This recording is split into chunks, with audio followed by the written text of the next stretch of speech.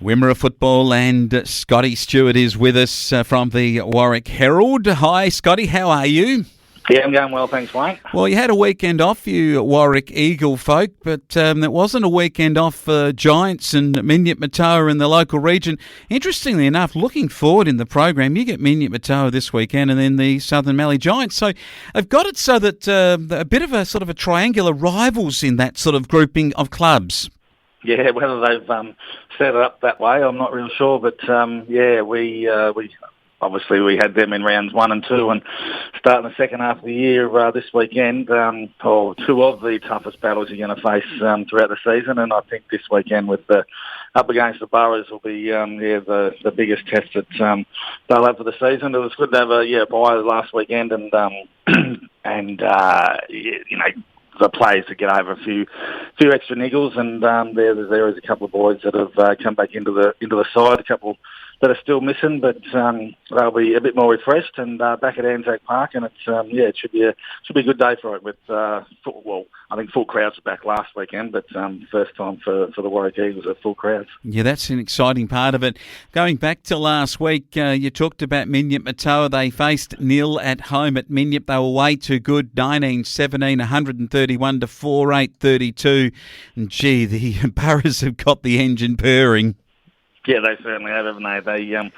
I think we reported in our papers there about Minyip Matoa. They're on a bit of a mid-season assault at the moment. They're taking all before them, and they not that they want to be playing the greatest footy at this time of the year. They'll leave that for a bit later on. But yeah, they're looking really good. But they just keep coming up with these with their goal kickers. I mean, you'll mention it soon. But another young fella, Corey Morgan's bagged 4 last week, and you add that to Jay McGrath and Braden Ison and Tim McIntyre up there, and it just got so many options going forward. And playing nil there a couple of weeks ago, they played well as a team, but you just don't have the scoring power to match it up against teams like the Boroughs. So they're on song at the moment.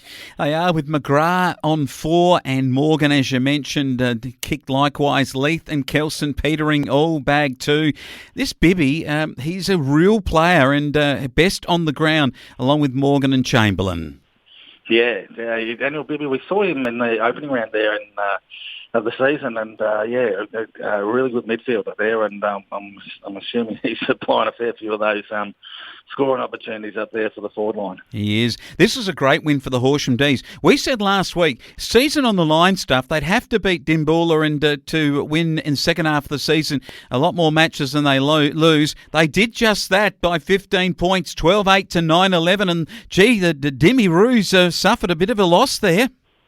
Didn't see that one coming at all, Wayne. I think we might have mentioned last week about tipping the winner of this one, and I said that, Horsham put up a good battle, but Dimboola should be too good. But, yeah, look, I saw that result last Saturday night, and I really did a double take. I thought, oh, hell, they've knocked them over by a couple of goals there. But and Dimmy, they included a couple of new recruits for their first games. I think it was last weekend. They did have a couple out, but Horsham, that must have been pretty exciting for them, because that last quarter, you look at that and it's only 4 points of difference at three-quarter time, and then they've gone 4 goals to 1 in that last quarter. So there would have been a fair bit of excitement through that young Horsham team last week, and as you said, it keeps them in touch with that top 5, and only just remains that one game outside now. I'll tell you what, as you said about a double take, this was the other part of the double. Horsham Saints 11-13-79 to Stall 11-8-74.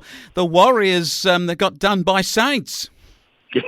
Yeah, they certainly did it. And you look at that score line there, and first quarter 7-5 to 2-1. She was set up. Well, I wouldn't say set up well and truly for the win in the first quarter, but went a long way to grabbing that 5-point win. And Stall, they just kept coming throughout the game over there at Coglan Park, and just didn't quite get there in the end by the 5 points, and lost their top spot with that narrow loss. But they would have been happy with the way they finished the game. I don't think they would have been real wrapped with the start. But I see there with the Horsham Saints young Nick Karras.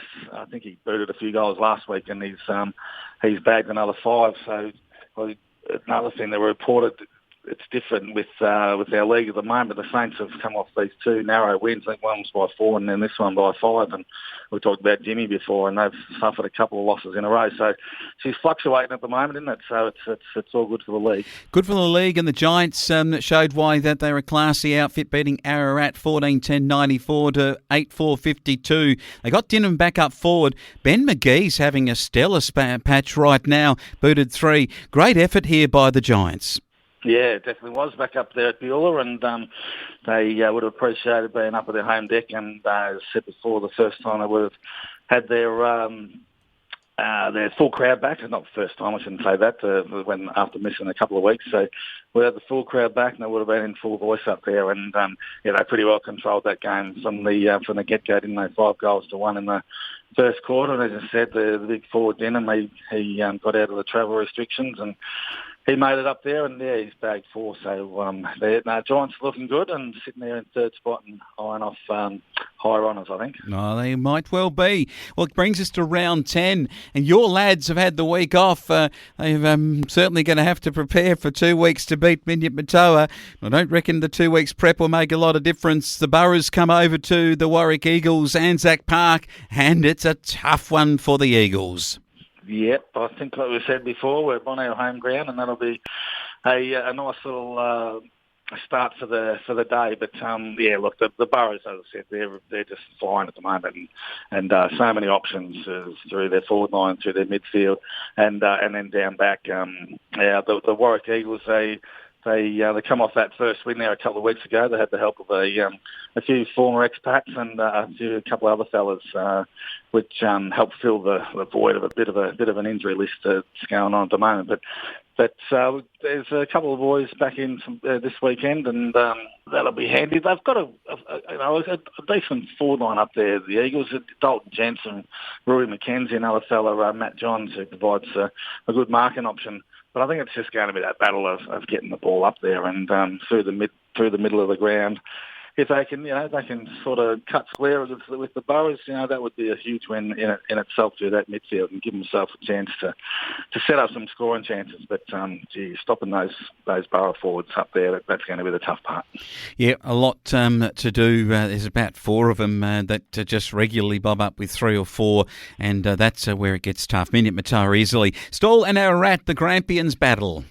Yeah, that'll be a good one. They have waited a while to renew their acquaintances after round 1, which was Good Friday, wasn't it? So that was the very first game, yeah. But you'd think Stall would bounce back after that narrow loss last week, but you never know with Ararat. They're in this little patch where they've got some tough games. Giants last week, Stall this week.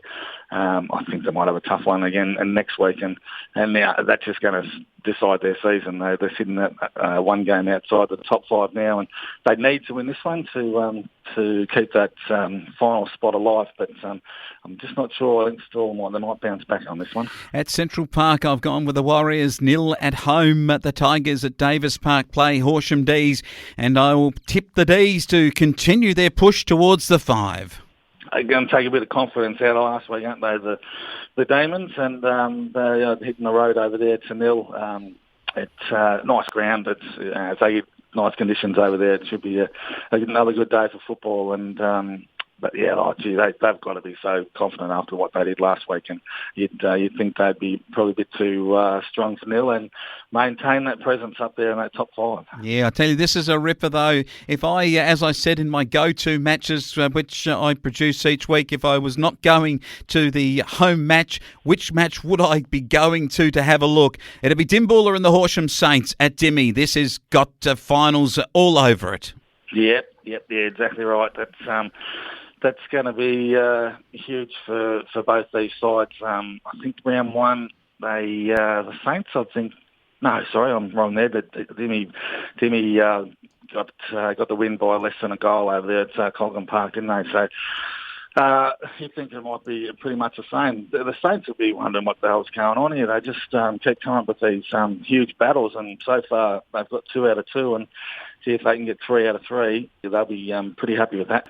I know they've got one of their recruits, Dylan Tarkson, who's a pretty good player who was out injured last week. I'm not sure how long he's out for, but if he's back in and available, that's going to be handy for the Jimmy team. But as I say, the Saints they've just taken all the form in the last couple of weeks and getting those narrow losses. So they'll be up and about, but I'm going to say Jimmy here, and it'll be another tight game. Don't worry about that. Oh, certainly will be back on April the 17th, the first round of the year. Dimboola 7-6-48, Horsham Saints 6-9-45 at Coghlan Park.